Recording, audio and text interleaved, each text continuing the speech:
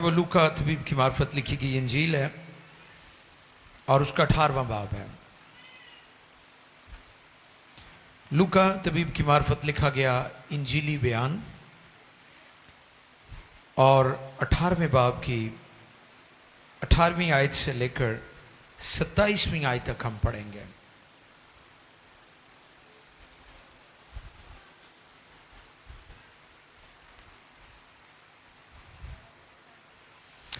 लूका 18 से पढ़ेंगे।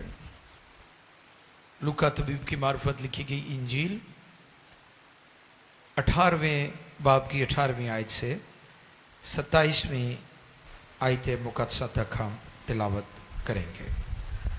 खुदा के कलाम मुकद्दस में यूं रकम है, फिर किसी सरदार ने उससे ये सवाल किया ये सवाल किया कि ए नेक उस्ताद, मैं क्या करूं ताकि हमेशा की जिंदगी का वारिस बनूं। यीशु ने उसे कहा तू मुझे क्यों नेक कहता है? कोई नेक नहीं मगर एक यानी खुदा तो हुक्मों को तो जानता है। जना ना कर, खून ना कर, चोरी ना कर, झूठी गवाही ना दे, अपने बाप की और माँ की इज्जत कर। उसने कहा मैंने लड़कपन से इन सब पर अमल किया है। यीशु ने ये सुनकर उससे कहा अभी तक तुझ में एक बात की कमी है। अपना सब कुछ बेचकर गरीबों को बांट दे, तुझे आसमान पर खजाना मिलेगा और आकर मेरे पीछे हो ले। ये सुनकर वो बहुत गमगीन हुआ क्योंकि बड़ा दौलतमंद था। यीशु ने उसको देखकर कहा कि दौलतमंदों का खुदा की बादशाही में दाखिल होना कैसा मुश्किल है। क्योंकि ऊंट का सुई के नाके में से निकल जाना इससे आसान है कि दौलतमंद खुदा की बादशाही में दाखिल हो। सुनने वालों ने कहा तो फिर कौन निजात पा सकता है? उसने कहा जो इंसान से नहीं हो सकता वो खुदा से हो सकता है। बहुत शुक्रिया, थैंक यू। मुकद्दस कलाम के पढ़े, सुने, समझे, कबूल किए जाने पर खुदा उनकी बरकत। सब कहे आमीन। तो फिर कौन निजात पा सकता है, ये आज का टॉपिक है।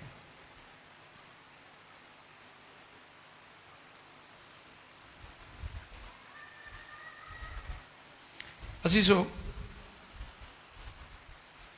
आज ये बहुत ज़रूरी है कि हम कंप्लीट सल्वेशन और निजात की यकीन दहानी और निजात की तसल्ली और निजात का मुकम्मल मुकाशफा में हासिल हो, ताकि हम इस दौलतमंद की तरह वसवसे, खौफ, डाउट की जिंदगी बसर ना करें। आज बेशुमार लोग डाउट की जिंदगी बसर कर रहे हैं और अक्सर आपने देखा होगा कि लोगों को ये कहते हैं जी बस दुआ करो कबूल हो जावे,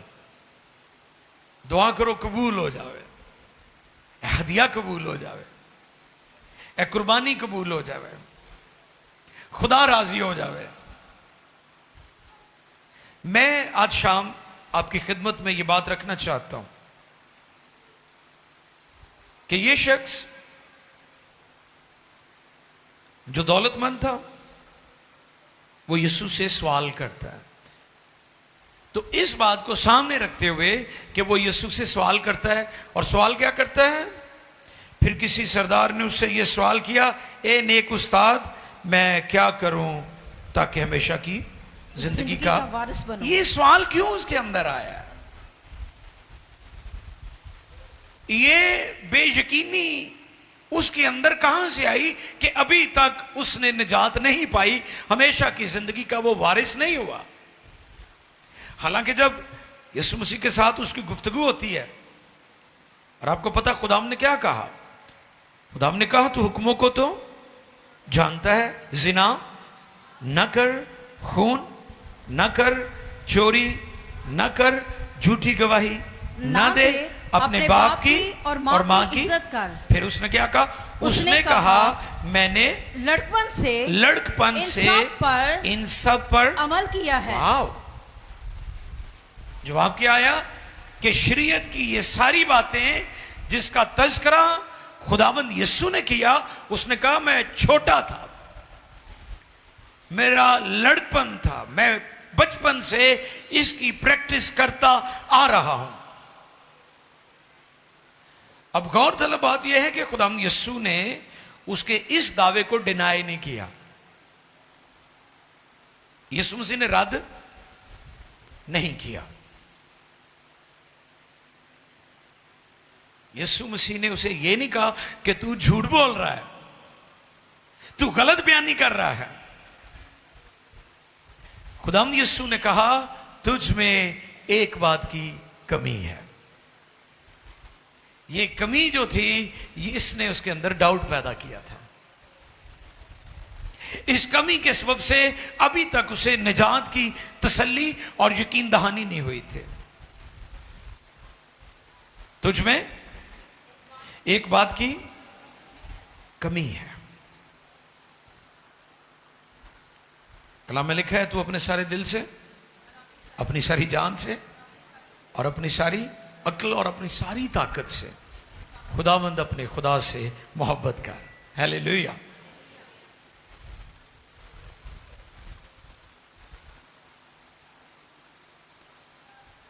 क्योंकि कलाम हमें सिखाता है कि खुदावंद यीशु ने उसकी बात को डिनाई नहीं किया, उसकी बात को रद्द नहीं किया। क्योंकि यह पहला हुक्म था कि तू अपने सारे दिल से खुदावंद अपने खुदा से मोहब्बत कर। और जो दिल से खुदा से मोहब्बत करता है, उसके अंदर किसी तरह का डाउट, शक नहीं होता।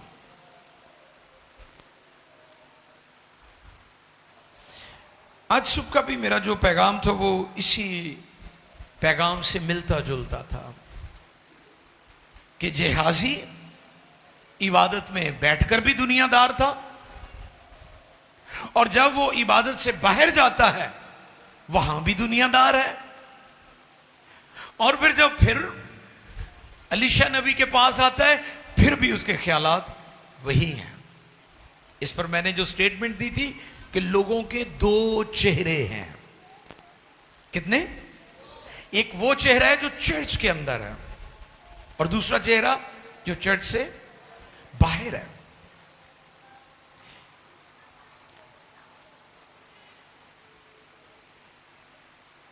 क्योंकि अगर उसकी लाइफ में ये वैक्यूम, ये गैप ना होता तो ये सवाल वो करता ही ना। उसकी लाइफ में अभी तक गैप था, वैक्यूम था, उसको फिल करना चाहता था। उसके पास यकीन दहानी नहीं थी, उसके पास तसल्ली नहीं थी, उसके पास पीस नहीं था। क्योंकि जिनके दिलों में पीस नहीं होता वो इसी तरह के वसवसे, खौफ और अबतरी और डाउट का शिकार रहते हैं, और सारी जिंदगी उनकी ऐसे गुजर जाती है।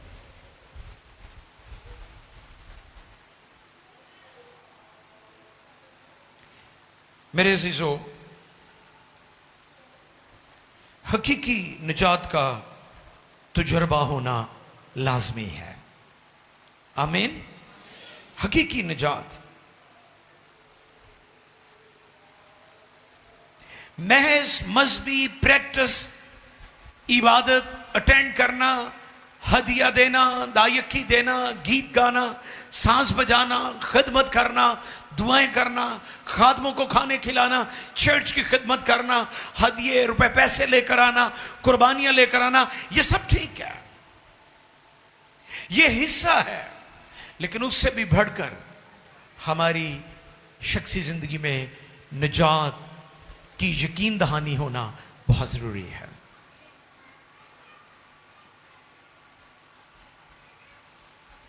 उन सब अच्छे कामों के लिए जो आप करते हैं, खुदा का शुक्र है, नेकी के काम, सखावत के काम, जनरॉसिटी करते हैं आप गरीबों की मदद करते हैं, बेवाओं की मदद करते हैं, भूखों को खाना खिलाते हैं, तरह तरह से लोग कुछ ना कुछ कर रहे हैं, और ये सारी चीजें बहुत अच्छी हैं।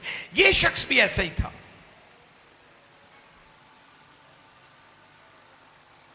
क्योंकि वो इस बात को समझ ना सका कि निजात टोटली तौर पर खुदा का प्लान है, इसमें इंसान का कोई अमल दखल नहीं है।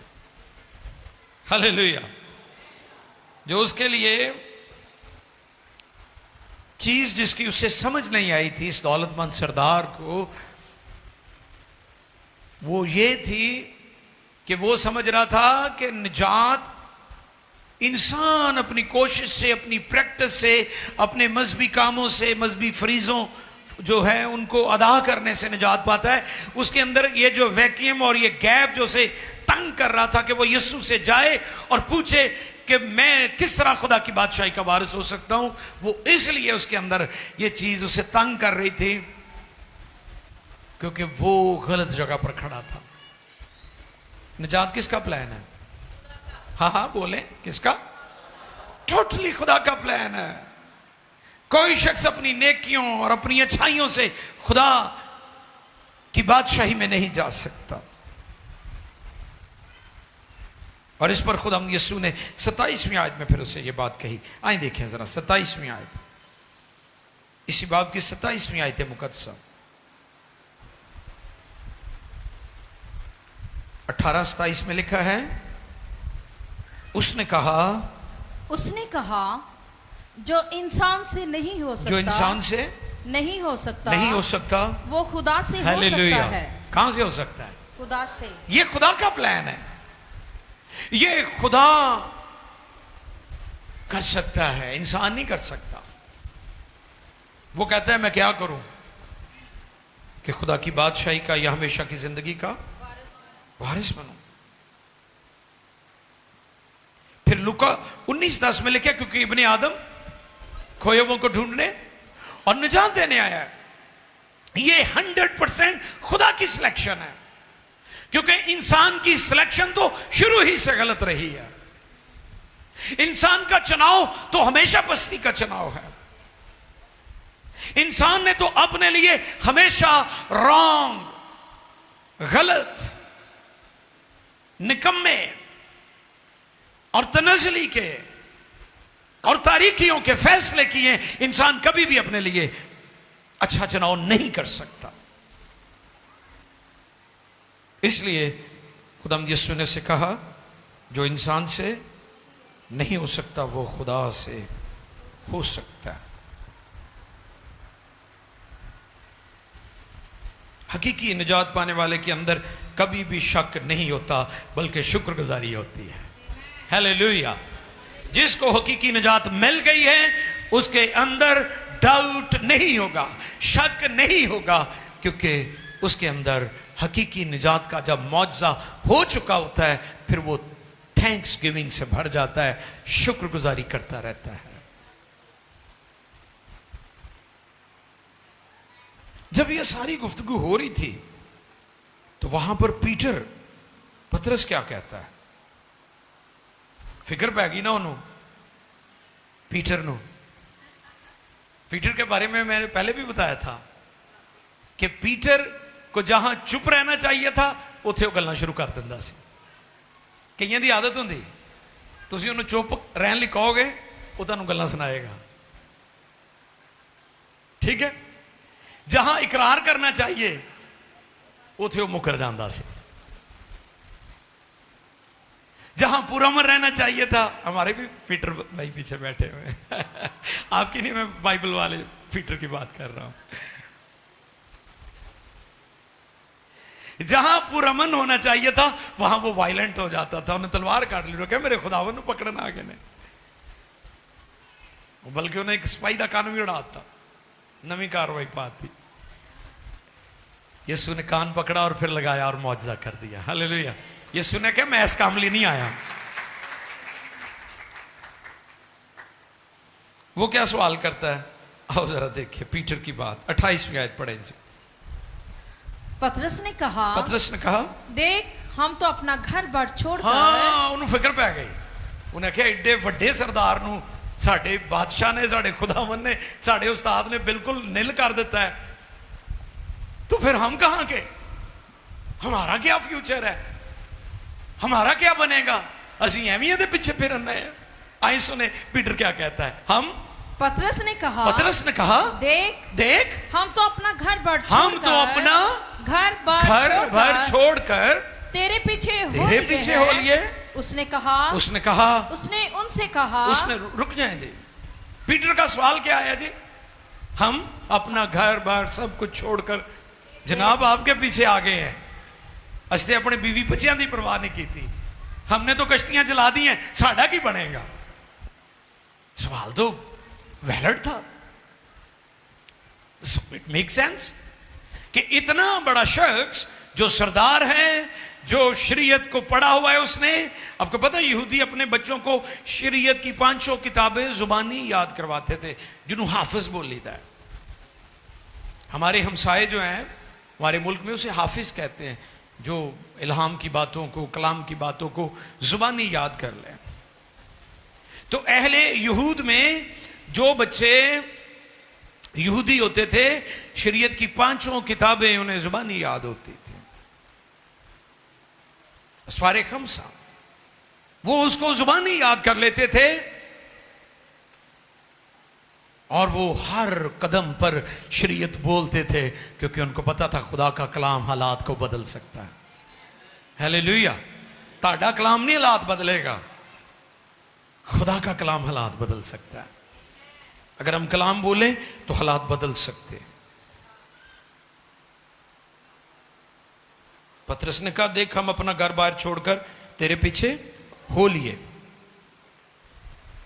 उस दौलतमंद को देखकर पतरस ने भी सवाल उठाया, और फिर यीशु ने 29वीं और 30वीं 29 एंड 30th वर्स जो है वो पढ़े, फिर पता चलेगा पीटर के सवाल रेज करने पर यीशु मसीह का क्या जवाब था। जी सुने।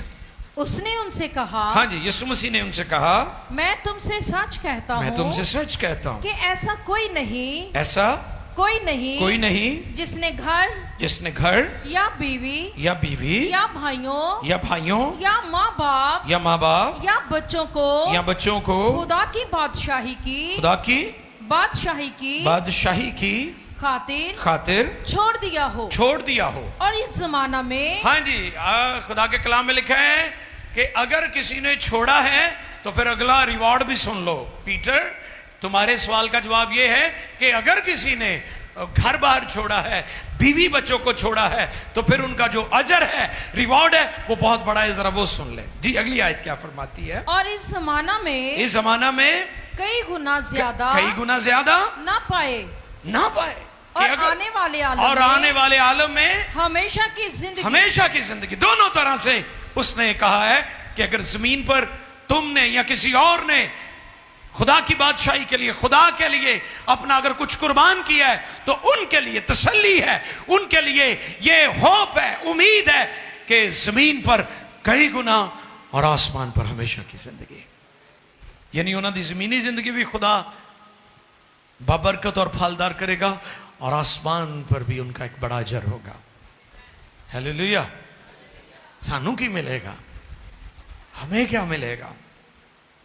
मैं अक्सर एक बात सिखाता हूं कि बहुत सारे लोग PMI के साथ खिदमत करना चाहते हैं। आपको पता है पूरे मुल्क से हमें दरख्वास्तें आती हैं, तो समटाइम्स कुछ लोग यहाँ विजिट करते हैं ऑफिस में, और जब हम उनका इंटरव्यू लेते हैं, जी आप क्यों PMI के साथ खिदमत करना चाहते हैं, वो अपने ख्यालात से हमें बताते हैं कि क्यों। तो आखिरी जो बात होती है वो ये होती है कि जी हम आपके साथ खिदमत करना चाहते हैं, सानू मंथली की मिलेगा। तो मेरा अगला जवाब ये होता है कि आप खिदमत किसकी कर रहे हैं? किसकी कर रहे हैं? खुदा की। किसकी कर रहे हैं? जब आप खिदमत खुदा की कर रहे हैं जिसका काम कर रहे हैं आपकी ज़रूरतों को भी वो पूरा करेगा। अगर आप मेरा काम कर रहे हैं तो फिर मैं आपकी ज़रूरत पूरी करूंगा, अगर आप उसका काम कर रहे हैं तो फिर वो आपकी ज़रूरत को पूरा करेगा। यही बात पीटर को खुदा यीशु ने यहाँ पर समझाई है कि पीटर, अगर किसी ने मेरी खातर खुदा की बादशाही के लिए, यीशु मसीह कह रहे हैं, घर बार छोड़ा है, बीवी बच्चों ख़ानदान को किसी तौर पर, कई दफ़ा फैमिली इग्नोर हो जाती है, इग्नोरेंट हो जाते हैं आप, तो मैं आपको ये गुड न्यूज़ देना चाहता हूँ, खुदा आपकी बीवी बच्चों ख़ानदान की फ़िक्र करता है। वो कहते हैं ज़मीन पर कई गुना और आसमान पर हमेशा की ज़िंदगी।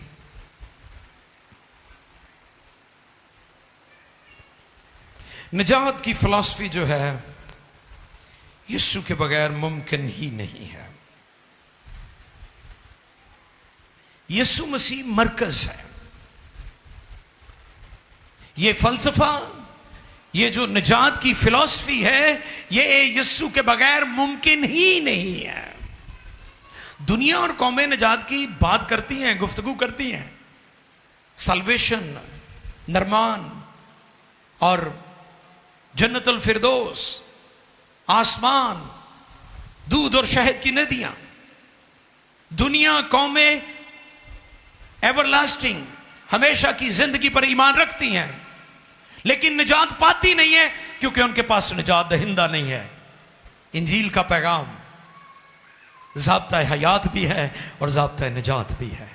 दुनिया और कौमों के पास ज़ाब्ता हयात है, ज़ाब्ता निजात नहीं है। इंजील का पैगाम हम मसीहों के पास ज़ाब्ता हयात भी है और ज़ाब्ता निजात भी है। इब्ने आदम खोए हुए को ढूंढने और निजात देने हैं। ज़मीन पर कई गुना और आसमान पर हमेशा की जिंदगी।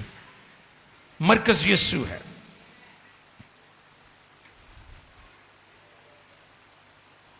साइंस के लिए हम खुदा का शुक्र करते हैं। इस पर पहले भी मैंने बात बताई थी कि इंदिरा गांधी के वालिद नेहरू ने दुनिया के सबसे बड़े साइंसदान से पूछा था कि तूने दुनिया में बहुत सारी इजादात, इन्वेंशंस की हैं, तूने कभी इंसान की निजात पर भी कोई तहकीक की है कि इंसान मरने के बाद कहां जाता है? तो आइंस्टाइन का मुंह बंद हो गया था क्योंकि उसके पास दुनिया के बाकी अलूम थे, इल्मुल निजात नहीं था। हमारे पास ज़ाब्ता हयात भी है और ज़ाब्ता निजात भी है क्योंकि हमारे पास निजात दहिंदा है। यीशु मसीह जिंदा है, इसलिए वो निजात दहिंदा है। हालेलुया। रेज़रेक्टेड लॉर्ड, जी उठा मसीह। हम जी उठे मसीह की खिदमत करते, इंजील सुनाते, प्रचार करते हैं दुनिया में। निजात का मरकज यीशु है। आपकी साइंस ने बहुत है, जिद्दत आ गई आपकी दुनिया में, साइंस और इल्म। आप याद रखें, जैसे कलाम में लिखा है कि आखिर जमाना में अक्ल अफजून होगी। अयूब की किताब में इस बात को हम सीख सकते हैं कि हमारी दुनिया इस वक्त अक्ल, फहमो फरासत, तहकीक, जिद्दत, टेक्नोलॉजी, साइंस, चांद, मरीख, आप देखें कैसे कैसे मिशन पूरी दुनिया में जा रहे हैं। और मैंने चंद दिन पहले भी आपको बताया था कि दुआ ईमानदार का सांस है और सांस ऑक्सीजन से आती है, और अगर ईमानदार दुआ नहीं करेगा तो समझ लें कि उसकी ऑक्सीजन। और मैंने ये बात बताई थी कि आपका जो स्यारा है ज़मीन, ये इसलिए कायम है, कई करोड़ों नूरी सालों से ये आज के दिन तक अगर कायम है तो ऑक्सीजन की वजह से है। अगर यहाँ से ऑक्सीजन ख़त्म हो जाए ना, अर्थ से, ज़मीन से, ये टूट जाएगी, ये बिखर जाएगी। आप भी बिखर जाएंगे अगर आपकी ज़िंदगी में यीशु नहीं होगा। वो ज़िंदगी है, अक्ल अफजून होगी। और अक्ल कौन देता है? आपको पता है अक्सर साइंसदान डिनाई करते हैं खुदा की ज़ात को, रूहानी आलम को। कई लोग थोड़े बहुते पढ़ जाते, फिर जरा कई विचों हिल भी जाते हैं। हिले हुए तुहानू कई मिलणगे, सब नहीं, मोस्टली। ये दुनिया को अकल दी किसने है, मुझे बताएं आप। जो इतनी इजादात हैं, इन्वेंशंस हैं, साइंसदानों ने इतना काम किया, अकल दी किसने है? कभी किसी पागल ने भी कोई चीज बनाई है कि किसी मेंटल ने कीबोर्ड आजाद किया हो तो उसको जी आप पागल है लेकिन कीबोर्ड बनाया है ना। ये अकल खुदा देता है, ये शऊर खुदा ने दिया इंसान को। और यीशु ने कहा तुम मुझसे जुदा होकर कुछ नहीं कर सकते। हालेलुया। यूहन्ना की इंजील 15वें बाब की 5वीं और 6वीं आयत में लिखा है तुम मुझसे जुदा होकर, निजात का मरकज यीशु है, खुदा की जात है, खुदा की सिलेक्शन बेस्ट है। जो आदमी से नहीं हो सकता वो खुदा से हो सकता है।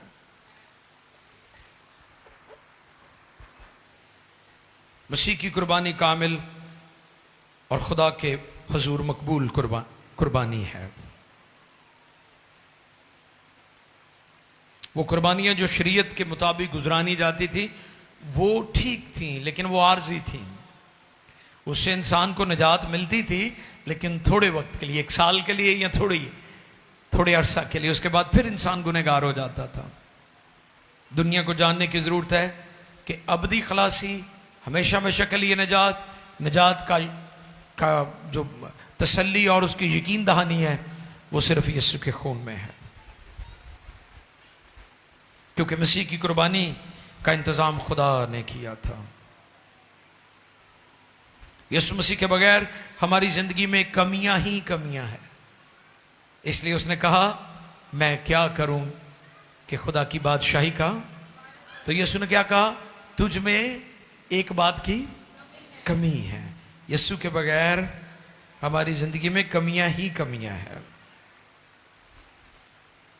क्योंकि जो यीशु मसीह के वसीला से निजात पा जाता है वो ये नहीं कहता मैं क्या करूं कि हमेशा की, बल्कि वो कहता है जो मुझे ताकत बख्शता है उसमें मैं सब कुछ कर सकता हूं।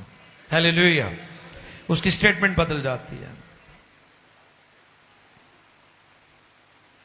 जो इंसान से नहीं हो सकता वो खुदा से हो सकता है। और मैं हैरान था इस सरदार के बारे में। हालांकि यीशु मसीह के पास जो कोई भी आया है, अगर बीमार है तो वो शिफा पा के गया है। ऐसे ही है। अगर कोई लंगड़ा है, अगर कोई मफलूज है, अगर कोई गुंगा है, अगर कोई बहरा है, अगर कोई कोड़ी है, वो यीशु के पास आया और वो शिफा पाकर चला गया। लेकिन ये शख्स मायूस लौट गया है। ये बात मेरे लिए बड़ी हैरान कुन थी। यीशु के पास आने वाला खाली हाथ लौट जाए, यही वो कमी है जो इसकी जिंदगी में थी।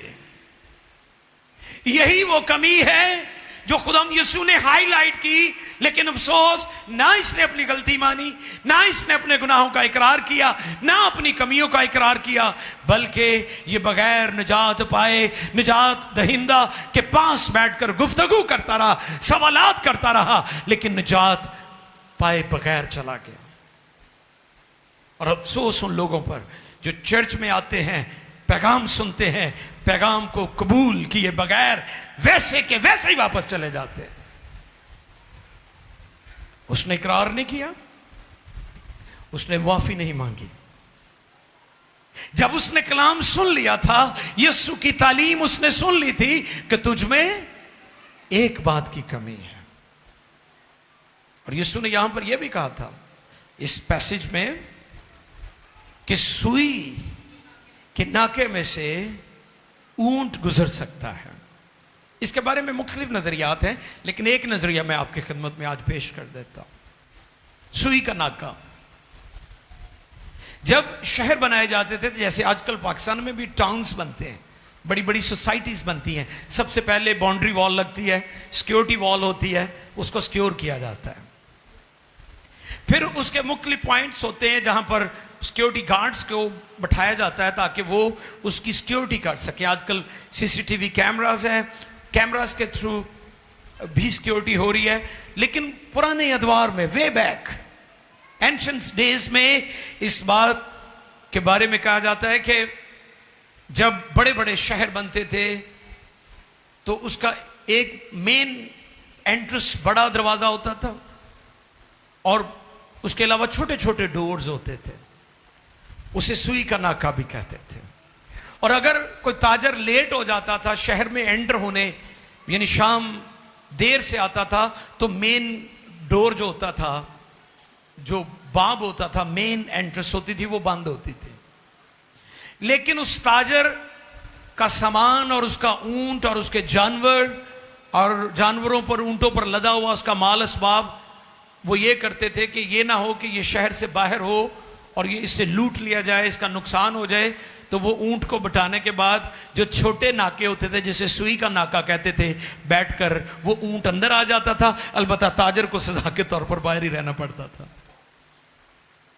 यीशु मसीह ने कहा कि सुई के नाके में से ऊंट गुजर सकता है, लेकिन दौलतमंद खुदा की बादशाही में दाखिल नहीं हो। ये क्योंकि ऊंट का सुई के नाके में से गुजर जाना, निकल जाना इससे आसान है कि दौलतमंद खुदा की बादशाही में दाखिल हो।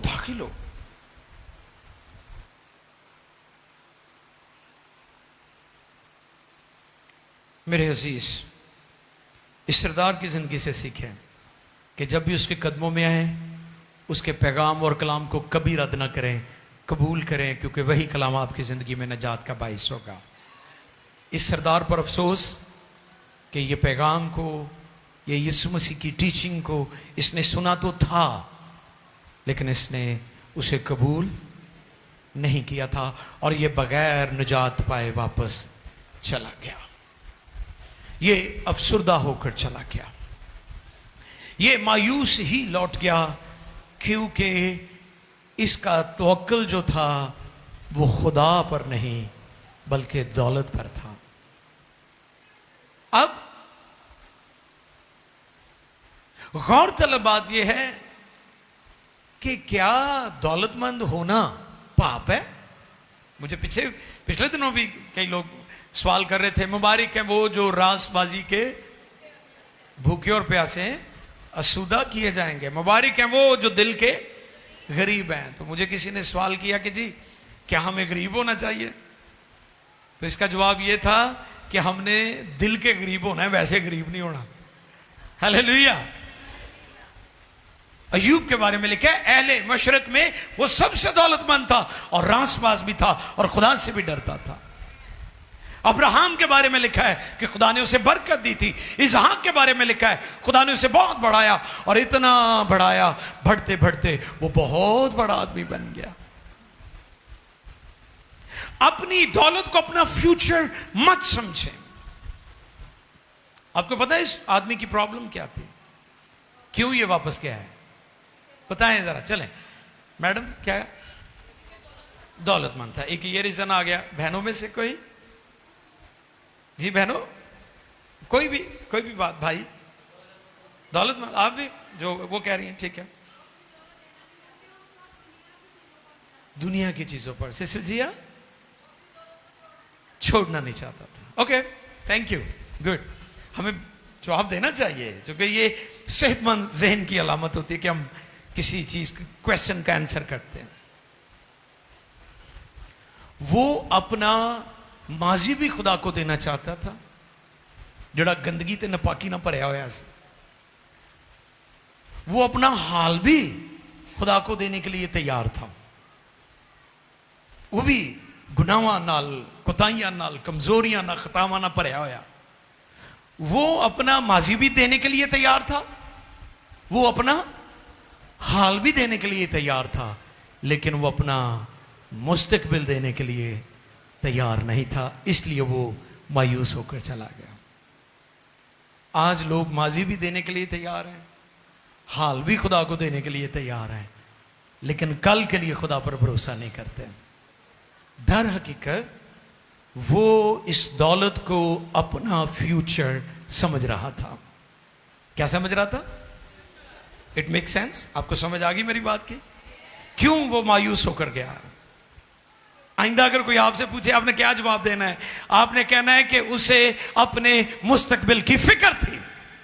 वो अपनी जरूरतों के लिए खुदा पर नहीं अपनी दौलत पर भरोसा कर रहा था। वो अपनी नजरें खुदा की तरफ नहीं उसने लगाई थी, उसका फ्यूचर उसकी दौलत थी। आज बेशुमार लोग इसलिए भी खुदा की बादशाही से दूर जा रहे हैं क्योंकि उनका फोकस उनकी दौलत, उनकी वेल्थ, उनकी प्रॉस्पेरिटी, उनकी जमीनें, उनकी फसलें, उनके पास जो कुछ भी मालो दौलत है, उन्होंने अपनी नजरें उस दौलत की तरफ लगाई हुई हैं। उस दौलत को, उस वेल्थ को अपना फ्यूचर समझते हैं, इसलिए वो अपने मुस्तकबिल को खुदा के हाथों में नहीं देते। मैं आज आपको यह पैगाम देना चाहता हूं कि सिर्फ माजी नहीं, हाल ही नहीं, अपना मुस्तकबिल भी यीशु को दे दें। कलाम में लिखे, कल की बाबत फिक्र। क्या कहा गया है मसीहों को? कल की बाबत फिक्र। अपने फ्यूचर के लिए खुदा पर भरोसा करें, हालात बदल जाएंगे। आंखें बंद कीजिए। ये दौलतमंद इसलिए आसमान की बादशाही से महरूम रह गया। सलीब पर लटके हुए 2 डाकू, एक फिरदौस में चला गया, दूसरे ने मौका गंवा दिया। वो तब्दील नहीं होना चाहता था, हालांकि जानकनी की हालत में था, मर रहा था सलीब पर, लेकिन फिर भी वो यीशु मसीह को ताना से नहीं करता है, अगर तू खुदा का बेटा है खुद भी बच और हमें भी बचा।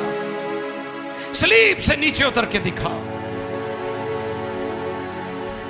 आज बेशुमार लोग इस सरदार की तरह हैं, वो अपना माजी और हाल तो देने के लिए तैयार है, अपना मुस्तकबिल, दौलत और माल और चीजें और प्रॉपर्टीज, वो उसे अपना मुस्तकबिल समझते हैं। मेरी बहनों, मेरे भाइयों, आओ मिलकर दुआ करें और उसे कहें, खुदावंद मेरा मुस्तकबिल तू है, मेरा माजी भी तू है, मेरा हाल भी तू है, मेरा फ्यूचर मुस्तकबिल भी तू है। मुझे मेरे बच्चे छोड़ सकते हैं, मुझे मेरे बहन भाई छोड़ सकते हैं, मेरा शौहर, मेरी बीवी, मेरा पास्टर, मेरी कलीसिया, मेरे मोहल्लेदार मुझे छोड़ सकते हैं बहरानों और तूफानों में, लेकिन एक खुदा तू नहीं छोड़ेगा। आखिरी सांस तक तू वफादार है। तूने कहा मैं दुनिया के आखिर तक तुम्हारे साथ हूं। दुनिया बेवफाई आपके साथ कर सकती है, आपके फ्रेंड्स आपको छोड़ जाएंगे, आपके रिश्तेदार आपको छोड़ देंगे, लेकिन मैं आज शाम आपको गुड न्यूज देना चाहता हूं। वो खुदा जो कादर मुतलिक है, उस पर भरोसा करें। याद रखें, खुदा की बादशाही का वही फार्मूला है जो जमीनी जिंदगी का फार्मूला है।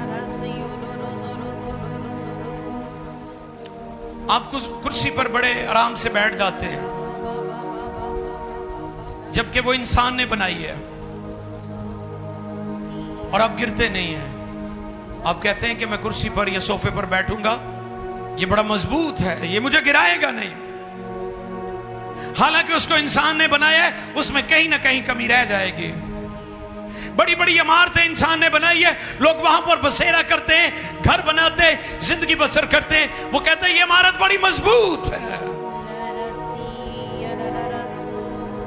जिस इमारत में आप रहते हैं, जिन घरों में आप रहते हैं, जिस कुर्सी पर आप बैठते हैं, इंसानों ने बनाई, आप उस पर भरोसा कर रहे हैं। वो खुदा जिसने अकल दी और यूनिवर्स को बनाया है, वो आपको क्यों कर गिरने देगा? वो आपके फ्यूचर का क्यों ना बंदोबस्त करेगा? वो आपकी बीवी, आपके बच्चों के लिए इंतजाम क्यों ना करेगा? मेरी बहनों, मेरे भाइयों, आओ उसे कहें, मेरा मासी भी तू ले ले, मेरा हाल भी तू ले ले, और सबसे बढ़कर मेरा मुस्तकबिल भी ले ले।